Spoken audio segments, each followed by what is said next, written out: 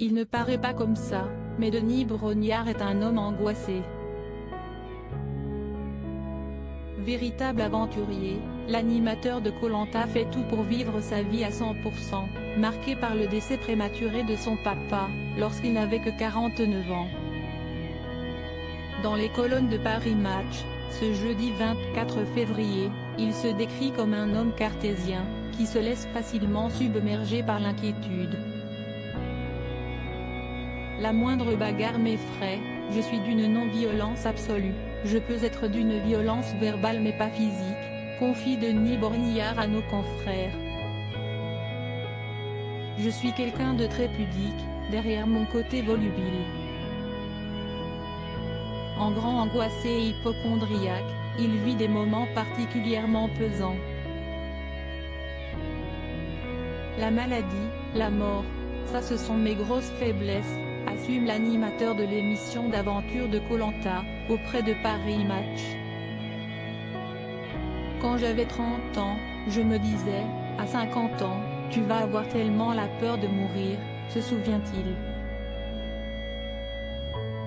J'ai 53 ans aujourd'hui et je n'ai pas peur de ça.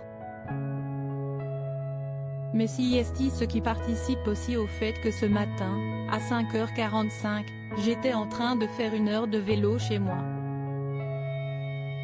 Bourru de sport, Denis Brognard fait donc tout pour éloigner la maladie et la mort. Mais aussi pour ne pas devoir confronter ses peurs. Je me pose 1000 questions. D'ailleurs ma femme dit que je pose trop, assure l'époux d'Hortense.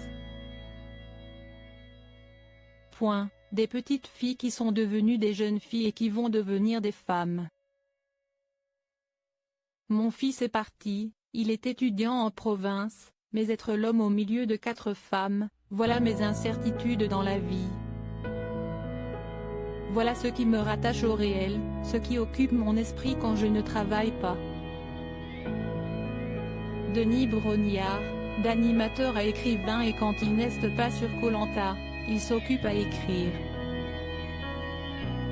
Le 3 mars prochain, il publiera d'ailleurs son tout premier roman, Un soldat presque exemplaire. Un ouvrage inspiré de l'histoire vraie d'un vétéran français. C'était un de mes rêves d'écrire un livre, expliquait-il au Figaro.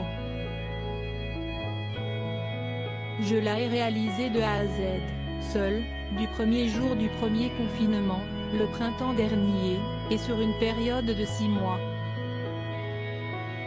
Toujours bouleversé par la mort de son papa, si est d'ailleurs à lui qu'il dédie son ouvrage. Mon père n'était pas expressif comme je peux l'être, mais je pense qu'il serait sacrément fier de pouvoir lire le bouquin de son fils, confesse-t-il à Paris Match. Parce que je ne me suis pas lancé dans l'histoire de ma vie. Dans ce cas, il m'aurait chambré, et Denis continue à vivre un peu.